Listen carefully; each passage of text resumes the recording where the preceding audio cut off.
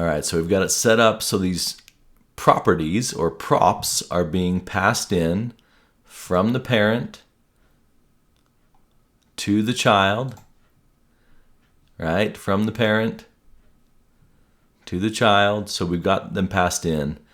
And now that we're setting those categories on the category filter side, we want to do something with them on the project list side. So let's tackle that. So if we go to our project list and pull up, how are we getting information up to the server currently?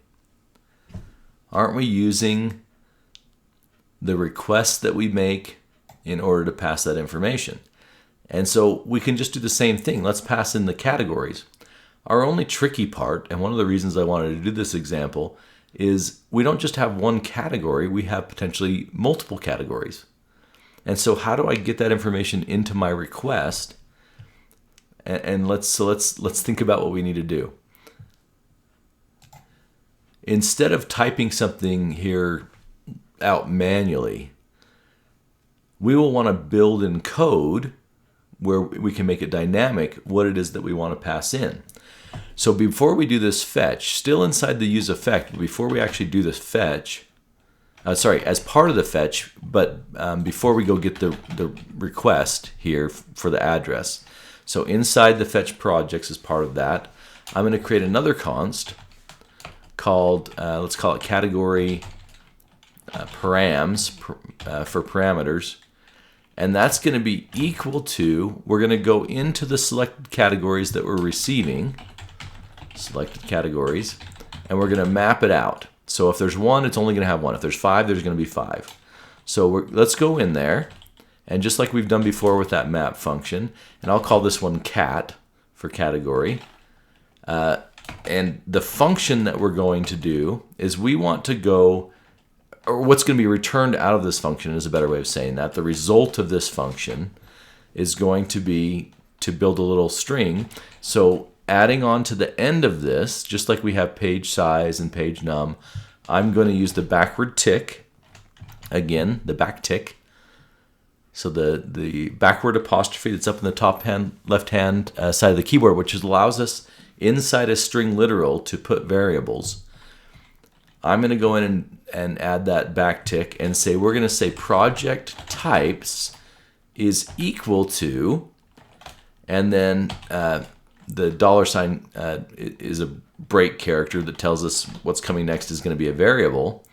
And so inside that variable, I'm going to use something. Now we could do this different ways, but as I look through the different ways to do it, it looked like the best way is to use this thing called encode URI component. Now we could just go in and append, like take the variable name and then append an ampersand and then the variable name and then append. Apparently there's problems with that where we can get some security issues. And so this URI component makes sure that it's set up. In fact, let's see if it says there. Does it tell us what it is? Encodes a text string as a valid component of the uniform resource identifier, and it makes sure that everything's set up the way it's supposed to be set up. So we're just going to use this. You can look up more about what it is if you're wanting to know more. But basically to say it's going to put our information in the right format. So as long as, and then let's see. I have a closing parenthesis, closing brace, closing backtick, and then we want to say we want to join these things together. So dot join with an ampersand. All right, does that make sense? So then semicolon on the end. Let me save that, see if that gets rid of some of these. Now it's just going to say that hasn't been used yet.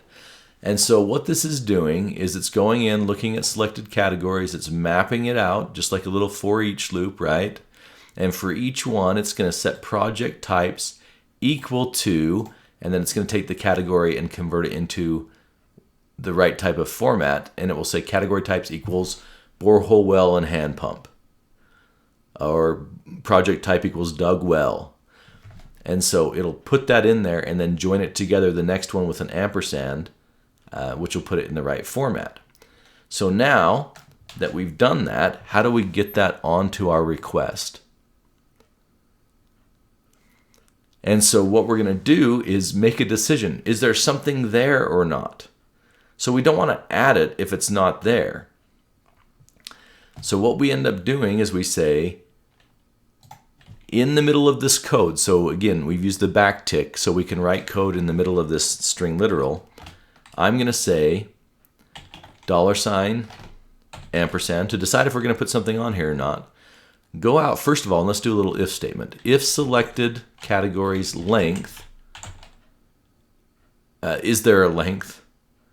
And if it's 0, then there's not going to be a length, right? So if the length is 0, or sorry, if there is a length, sorry, is what that's saying. So if it's more than 0, then what we want to do is backtick and then say and then pass in the category params that we've just created. Gonna cough. Sorry, you do not know how many pauses there have been to stop to cough for a second. Okay, so then this is checking to see, does it have a length?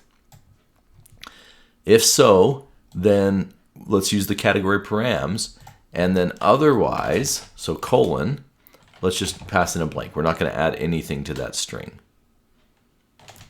All right, we save that. Beautiful. And then let's see if there's anything else we need to do. Oh, there's obviously something we need to do. But I just want to make sure we understand what we're doing here first. So again, we set up a little const, a little function that's going to go in and map out the categories for whatever entries we have in the array. Putting it together with an entry for project types is what we're going to say. And I don't think that's supposed to be types. We don't want project types. We want project type. Well, it's probably fine. Project types. We just need to make sure to name it the same thing on the other side. And so then once we've built this little string that has, you know, project types equals borehole well and hand pump, and project types equals dug well, then if there's anything in there, then we're going to concatenate that onto everything else we had here with the page size and the page number. So what we need to do now is on the .NET side, receive that information. So that's what we'll do in the next video. Spencer out.